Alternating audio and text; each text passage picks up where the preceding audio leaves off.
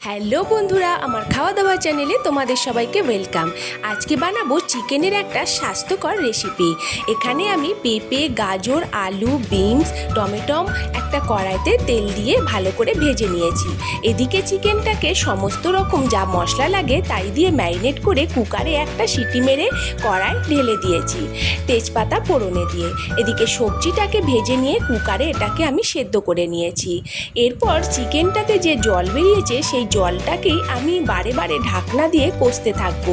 এর মধ্যেই চিকেনটা 100% সেদ্ধ হয়ে যাবে। এরপর দেখো চিকেন থেকে পুরো তেল ছেড়ে দিয়েছে। এই সময় গরম মশলা আর একটু বাটার দিয়ে দিয়েছি। তারপরে সেদ্ধ করে রাখা সবজিটা আমি ঢেলে দিলাম।